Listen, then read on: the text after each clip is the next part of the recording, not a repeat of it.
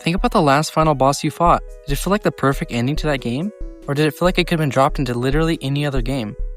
In my opinion, a final boss should be the thesis statement of the entire experience. It should test everything you've learned, represent the story's villain at their peak, and look like the undeniable climax of this game, not just some random hard fight they threw at the end.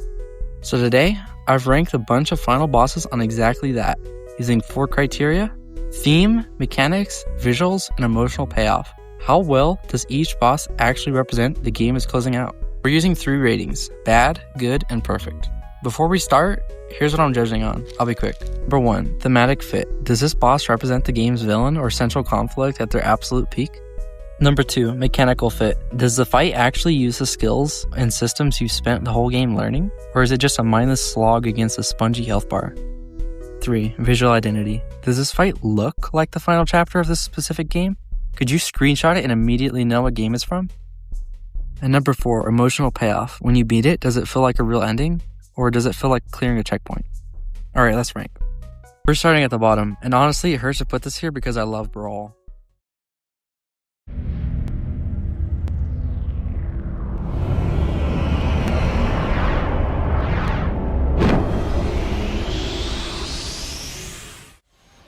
Taboo comes out of nowhere. There's no build up to this character throughout the entire Subspace Emissary. He shows up, turns everyone into trophies, and you fight him. That's it. Mechanically, the fight is cheap. Off waves kill you instantly. It feels nothing like Smash Bros, a game about platform fighting and reading your opponent. It's instead a dodge or die bullet hell from a character you've never heard of. It is visually stunning, I'll give you that, but looking cool doesn't make you a good final boss. Taboo gets a bad.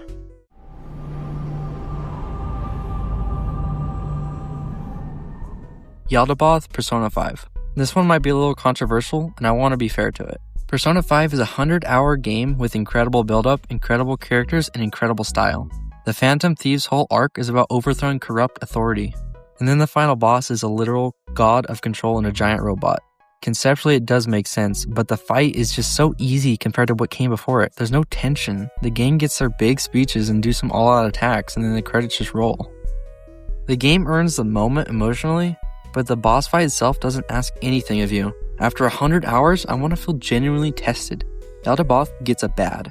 Fight me in the comments about it.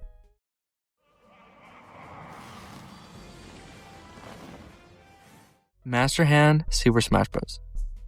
Alright, now we're cooking. Master Hand is one of the most clever final boss concepts ever. A giant disembodied hand, that's the player, that's you. Picking up the controller, handing these little toy fighters. Beating Master Hand means the toys are fighting back against the person playing with them. That's genuinely brilliant symbolism for a game about toys coming to life, if you ask me. The fight itself is fine. There are a handful of attack patterns. It's short. It doesn't really test your platforming or spacing in any serious way. But the concept is so smart that I can't give it a bad. So Master Hand gets a good. The idea is a 10, but I think the execution is a 6.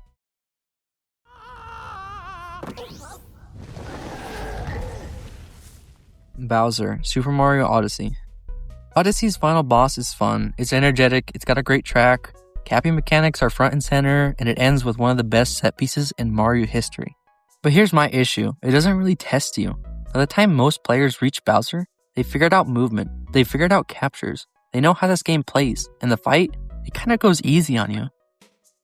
Don't get me wrong, it's a perfect spectacle, it just isn't a great culmination of your skills.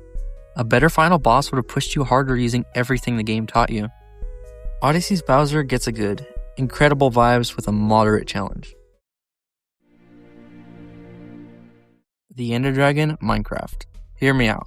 I hear some people clown on Minecraft for having a bad final boss, but they're measuring it against RPG standards. Measured against what Minecraft actually is, makes more sense. The worst part of a bad tier list boss isn't that they're too hard or too easy. Is that they could have been lifted out and dropped into a completely different game without anyone noticing. That's a failure. A final boss should be irreplaceable. Minecraft doesn't even have a story. Unless you watch MatPat, I guess. It barely has a tutorial, but what it does have is a loop. Gather, build, survive, explore. And the Ender Dragon fight is the most elegant possible climax of that loop. To get there, you need to mine obsidian, build a nether portal, navigate a fortress, find a stronghold, and craft Eyes of Ender. Every single one of those steps uses the game's core systems. And then the fight itself? You're destroying crystals which you have to build toward or use a bow to shoot, and then finishing with projectiles and melee. There are no cutscenes, no dialogue, just pure gameplay expression of everything that this game is. All we can hope for now is an end update to possibly expand on this. It might just be nostalgia, but Ender Dragon for me gets a perfect.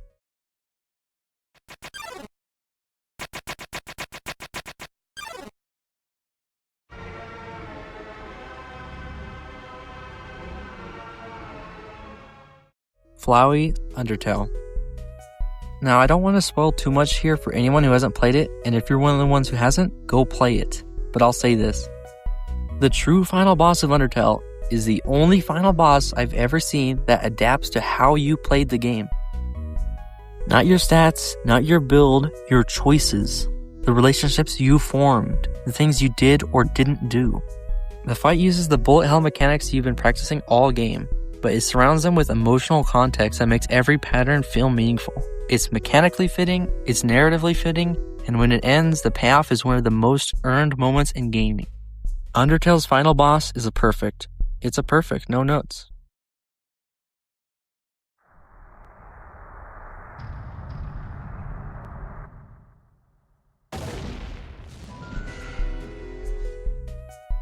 Ganon, Legend of Zelda, Ocarina of Time. The gold standard, the blueprint.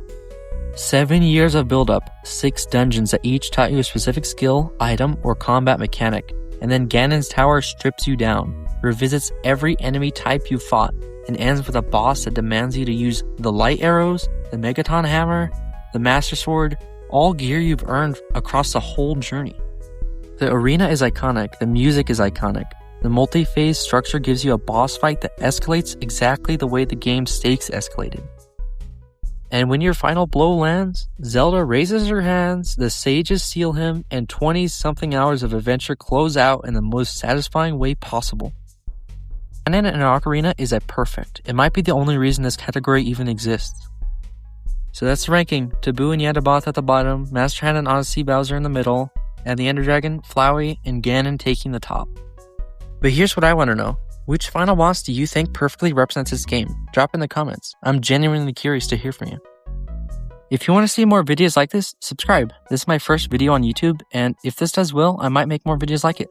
Hey, I might even use your suggestion for a future video and shout you out. Well, with that being said, I'll see you next one.